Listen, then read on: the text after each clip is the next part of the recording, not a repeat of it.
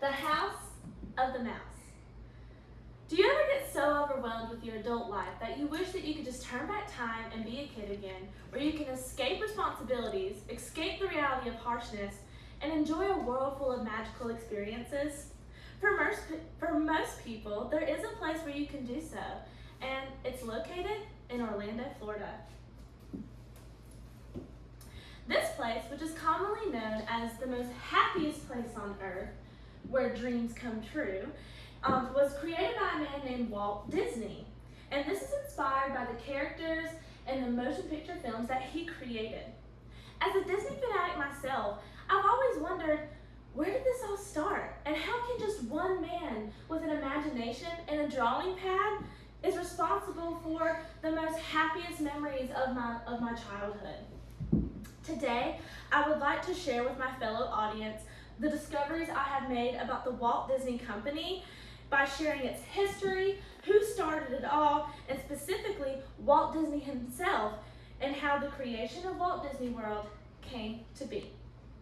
Walt Disney was a dreamer, and he believed wonderful things happened to people who believed in themselves and their capabilities. And as he said it, quote, "All our dreams can come true if we have the courage to pursue them," end quote.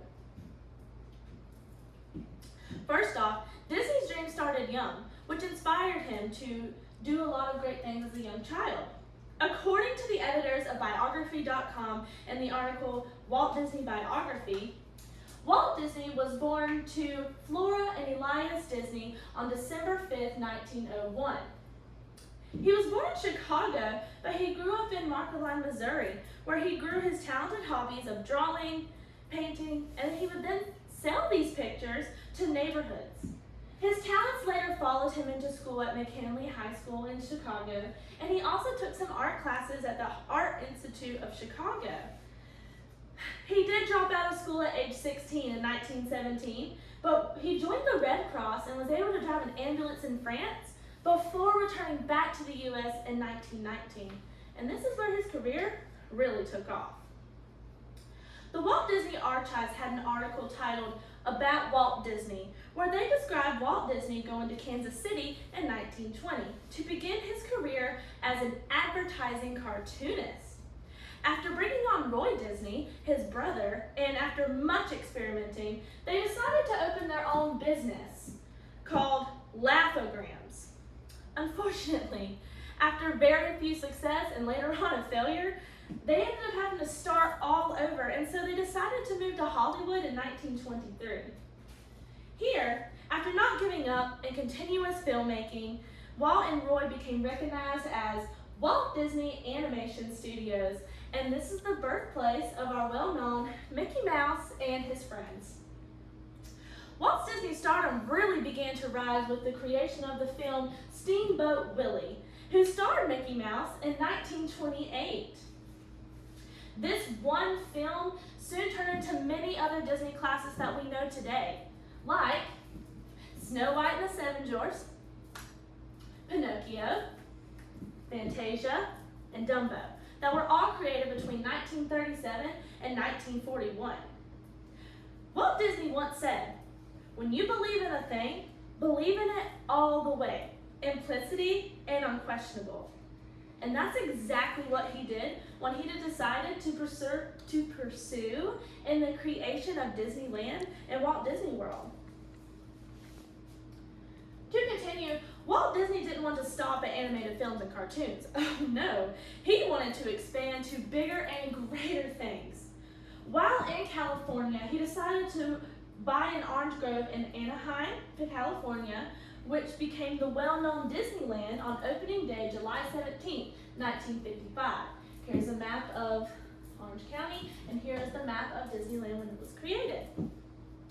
Walt Disney claimed this theme park was created, quote, "so families could explore, enjoy rides, and meet his characters," end quote. Disneyland became so successful that Walt Disney didn't want to stop there. He wanted to go to a place where the tourism is high, the weather is nice year-round, and so he thought of Florida.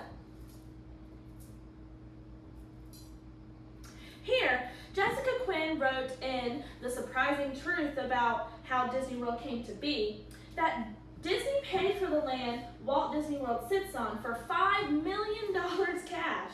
And the purpose of the deal was initially top secret, but in 1965, Orlando residents finally found out the fate of the 30,000 acres after Walt announced that it would become the Disneyland 2.0.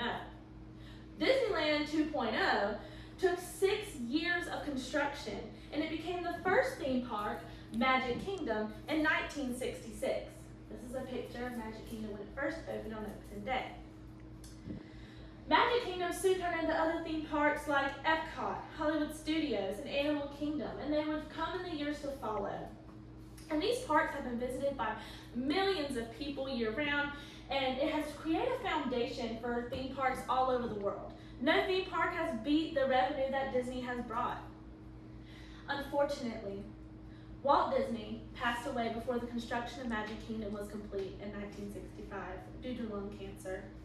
His brother Roy Disney did take over and finish what Walt Disney had started as a young child with a drawing pad. To conclude, Walt Disney has been more than just a place to most people. It has been a destination to escape the responsibilities of adulthood and unlock their inner child.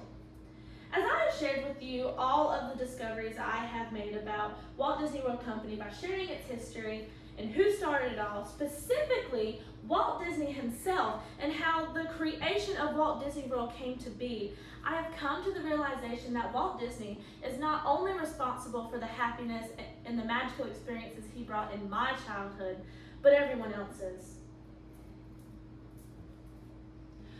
Through all the dreaming, believing, and expanding of what's made Walt Disney World what it is today, Walt Disney reminds us one more thing about his success, saying, quote, "I only hope that we never lose sight of one thing, that it was all started by a mouse." End quote. Thank you.